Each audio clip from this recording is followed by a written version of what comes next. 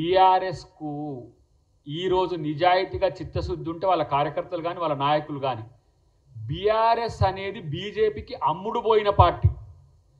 బీజేపీకి బీ టీంలు ఉంటాయి.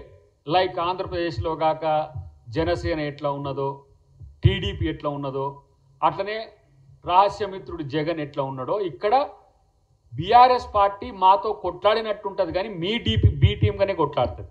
ఇది కాదని చెప్పి తేల్చి నేను దాన్ని నిరూపిస్తా. ఏ ఒక్క చట్టం ఒక్క టీఎంసీ అభ్యర్థి రాష్ట్రపతి అభ్యర్థిగా మేము పెట్టిన దగ్గర మాత్రమే వాళ్ళు ఇచ్చిండ్రు. మొన్న ఏది దక్షిణ భారతదేశానికి సీట్ల తగ్గింపు విషయంలో దక్షిణ భారతదేశ పార్టీలు అన్నీ కూడా ఏకమై అక్కడ తమిళనాడులో మీటింగ్ పెట్టినప్పుడు మాతో వచ్చిండ్రు. తప్పితే ఎక్కడ మీకు ఏ చట్టాల్లో మీకు వ్యతిరేకం చేసింది బీఆర్ఎస్ పార్టీ?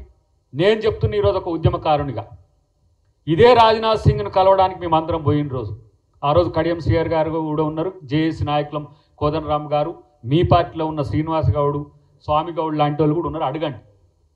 మీరు కాంగ్రెస్లో మీరు విలీనం చేస్తా అంటే మేము ఎందుకు మద్దతు ఇవ్వాలని చెప్పితే మమ్మల్ని అందరినీ పక్కన పెట్టేసి ఆ రోజు నేను కాంగ్రెస్తో ఏం కలవను అని చెప్పి మీతోనే ఉంటా అని చెప్పి ఆ రోజు కేసీఆర్ అన్నాడు. కాబట్టే ఈవీఎంలు కలిపినరో చేతులు కలిపినరో కాంగ్రెస్ రాని చోటు ఏం చేసినరో గత 10 సంవత్సరాలు 11 సంవత్సరాలు బీజేపీతో బీఆర్ఎస్ అంటగాగడం అనేది మేం స్పష్టంగా చూసినాం. ఎవరది? మోడీ, అమిత్ షా, బీజేపీ.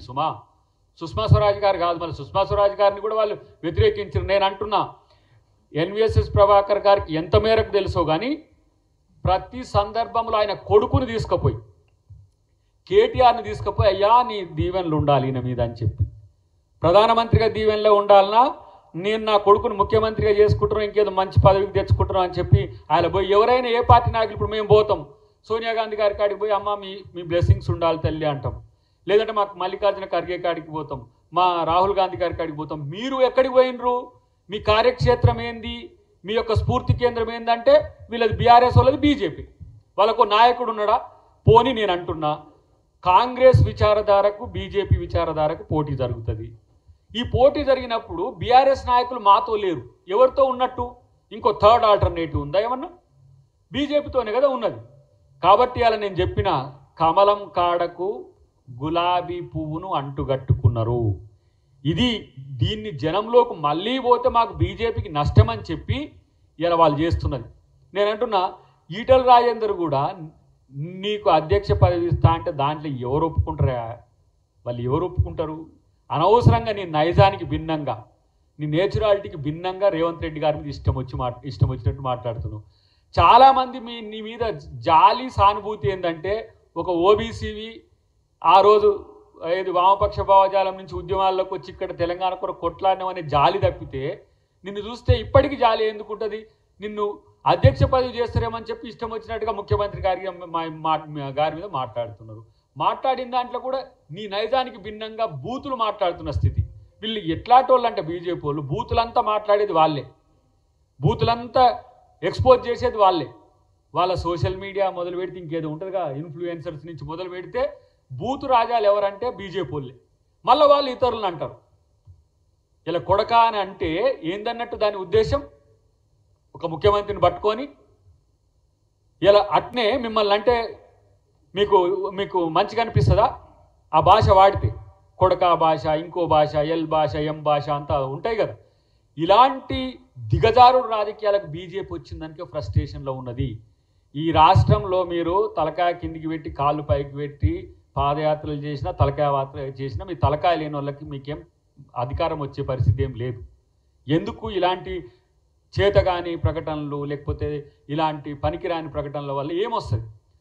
నా ఉద్దేశం ఏంటంటే అసలు మా వాళ్ళు ఫోన్ చేసి ఇట్లా ఎన్వీఎస్ఎస్ ప్రభాకర్ ఇట్లా అన్నాడంటే ఈయన ఎవరు గ్రూప్ అని అడుగుతున్నా. నేను ఎవరు గ్రూప్ నుంచి మాట్లాడుతుండే ఎవరికి బెనిఫిట్ అయ్యేటట్టు మాట్లాడుతున్నా అంటే ఈయనకేం బీజేపీకి బెనిఫిట్ అయ్యేటట్టు మాట్లాడితే ఈ మాటలు మాట్లాడతారా?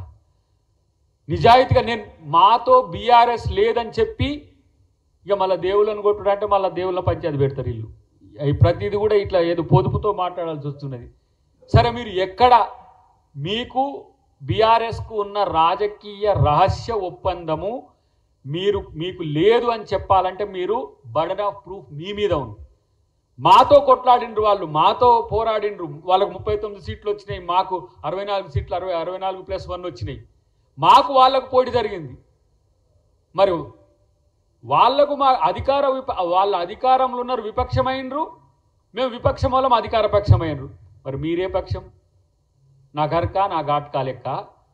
ఇలా మీరు బీఆర్ఎస్ను మీరు వేసుకోలేరు, కాంగ్రెస్తో కలిసిపోలేరు.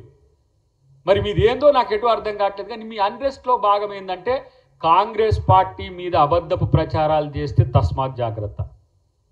వ్యక్తుల మీద చేస్తుండ్రు, తర్వాత పార్టీ మీద చేస్తుండ్రు, నెహ్రూ గారి మీద చేస్తుండ్రు, ఈ దేశపు జాతిపిత మీద మహాత్మా గాంధీ మీద ట్రోల్స్ చేస్తున్నారు.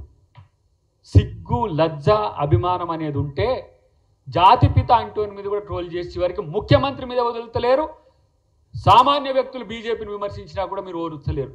ఇలాంటి ఏమంటారు different type of mind set అయితే ఏ పార్టీలో ఉన్నట్టు నాకు కనపడలేదు.